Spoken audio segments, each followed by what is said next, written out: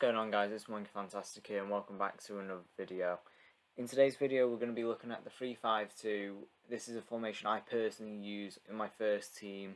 It's the one that's got me to Div 1 in Div Rivals. It's the one that helps me throughout the majority of my FUT champs. I wanted to share it with you because it worked for me. I did post a video on a different the 3-4-1-2 earlier today. However, when I retrialed it with some of the changes I made for the video, thinking it would be better, it did not work. So I've decided to revert back to my roots, go back to the one that I've used, I know for a fact works, and I wanted to give it you guys so you guys can use it if you want to try a free back. This works for counter, tiki-taka and long ball. Whatever style you play in FIFA, this tactic will work. I've tried it in every style I can.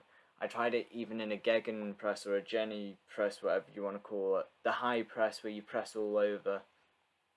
And in FIFA the tactic is constant pressure, however the actual style itself in football world is the Gegen press or something stupid like that. But yes, it does work, and I just wanted to give it you. So getting straight into the tactics, the defense style is balanced. This is in order for you to be able to choose depending on how your opponent's attack is structured.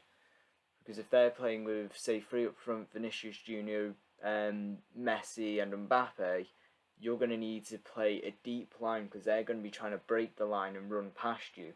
If you don't give them the space behind you to run in, they're going to have to try run at you, which gives you a better chance as long as you've got strong defenders to stop them.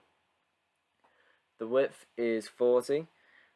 This keeps it narrow, compact, so they have to try and break you down and get into your box or get into a shooting position outside the box.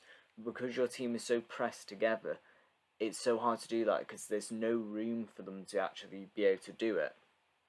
The depth is 55 because you want to keep the depth in case of fast attackers like Vinicius Junior and all that. However, you want to keep it attacking because you want to be in control and keep pushing them back into their own half. So the depth is 55, that's a personal preference. If you need to, drop down to 45, depending on whether they've got really, really fast attackers. But like I said before, the idea is that you press them into their own half and you don't have to go back as deep. Build-up play is fast build-up. This is because with the free backs, you want to be able to build up fast because you don't want to have to keep it so it's a 3-on-3 every time, or a 3-on-4 in case they're using the 4-2-2. You don't want to keep it in their advantage. You want to get it away from your defense as fast as you can, and fast build-up always allows that. I do normally prefer balanced, however the fast build-up is better for a free back. For a 5-back, not so much because you do have the wing-backs there at all times, but a 3-back specifically, fast build-up, you need it. Chance creation, direct passing, there is nothing else that I'd ever use. Direct passing, it's so effective no matter what style you play. It'll always give you an option to pass, and the pass option is normally really good. So it just gives you that freedom to be able to pass it, knowing you've got about 3 seconds or so to be able to decide where your next pass is going and control the ball properly. The width is 64 for the offence. It's to try and stretch the defence. It doesn't always work if they're, say, a 5-back, because their defence is already stretched out because of how many players they've got.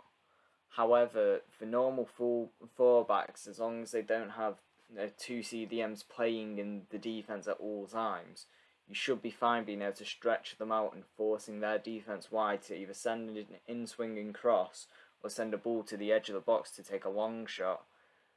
But as I said before, if it's a 5-back or they've got good CDMs, say Fernandinho and an era or Kante, it's going to be hard to do it, to stretch their defence out.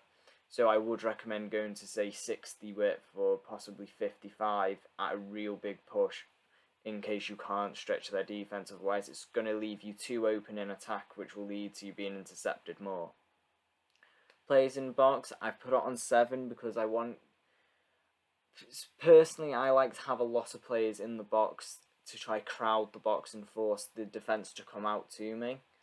Because when they pull their defenders out of the box, after they put a load in to try crowd out the number of attackers, the number of attackers don't leave with them, meaning it outnumbers them in their own box, which is really handy if you want to try send a cross in and header at the keeper, or booted at the keeper from the edge of the box, because if he pushes it down, you've got, say, 5 players compared to their 3 players, which means you've got numerical advantage on trying to get the rebound, and also you have good players in there, because I don't think anyone at this stage of the game has bad attackers. Corners and free kicks, I always leave this one, because you only want the best of the best in the box that is on your team. No more to say about that, I say it every video. Now the instructions. For the left striker, you normally want, unless you've got, say, Haaland, who's left-footed, or Messi that's left-footed, you want getting behind and stay forward for the pure fact they're going to be the striker you are not playing the ball to. They are the one that you play the final product to, but getting to the goal, you don't want to be playing them the ball. You want them to just be able to run freely through the middle to give you the passing option with your right striker or your cam, or sometimes even your wing backs. With your right striker or cam mainly, you want to be able to use them as a supportive role, and that's what the right striker is set up to be. The supportive role with its balance for everything, but stay forward because you want them to stay with the other striker. But the idea is that your left striker will run forward through on goal without the ball. You're the right striker, you're running with the ball through on goal.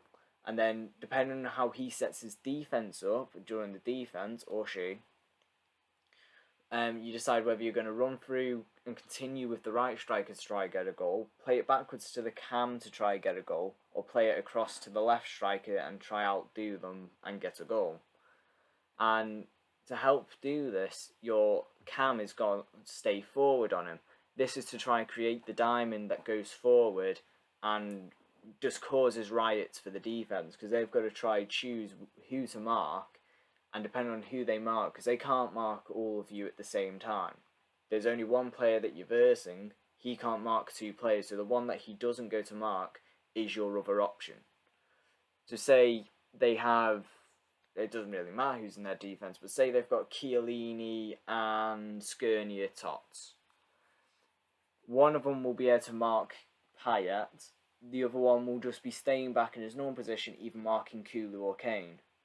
The one that's open you play the ball to, and that will always mean you've got a free chance on goal, where as long as you shoot correctly and do your shooting timed, then it's essentially guaranteed a goal. Moving on to the CDMs, you want cut passing lanes, stay back while attacking, and cover wing on both of them. This is so they stay back and protect the centre-backs, but also protect the wing-backs, because if they counter through the wings, your wing-backs aren't always going to be able to get back. Specifically, Emerson, for me, I'm not sure what's wrong with him, but he prefers to go central, leaving Fernandinho to go wide, and having cover wing guarantees Fernandinho going wide. Going to the wing-backs, actually, you have stay wide on them, that's the only thing I have on them. However, Emerson does decide to randomly go in the middle, and luckily, if you have someone like Trent or Emerson, that isn't a bad thing because they're such good playmakers. They can go into the middle and act like midfielders. Emerson's card is a centre mid card. It's designed to be in the midfield. He just works so well as a right wing back and a right mid. The same tactics go on to João Cancelo, who's my left wing back / left mid. However, they play as wing backs in game because they're so defensive. However, if you do want to, you can play attacking players, say Vinicius Junior, Rafa Leo, and Thingy. You could throw Kulusevski there if you've got him. You could throw Messi there if you really want to. They don't have to be defensive. They come back on the defense willingly, which means you want someone that can defend. Your centre-backs and goalkeeper, do not touch them. They are perfectly fine how they are. I have shown in other videos for Alisson, sweeper keeper and comfort crosses. However, this tactic I would not recommend it with, because you're playing the free back. You've got 3 tall centre-backs there to get the ball. You don't want a goalkeeper flying out for it as well, because if he misses it and you've got a tall centre-back like Chiellini or Romero, you're knackered. But yep, I hope that helps you. These are just personal tactics I use. They're ones that I like to use. They've got me to Div 1 and Div Rivals and Thingy.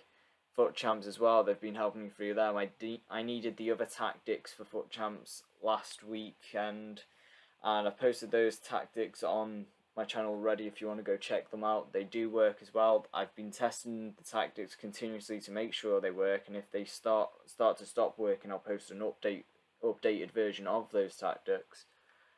However, I hope you enjoyed. If this helped you, please leave a like, comment any feedback or suggestions for different formations you want me to do. Because say you've got a formation like the 4-2-3-1 that you want me to try and make a tactic for, I'll spend 3 or 4 days doing it, keep testing it and testing and testing, and when it finally starts to click together and start to work, I'll post a video on it and tag your comment into it. So yeah, that does it. I hope to see you all next time. Goodbye.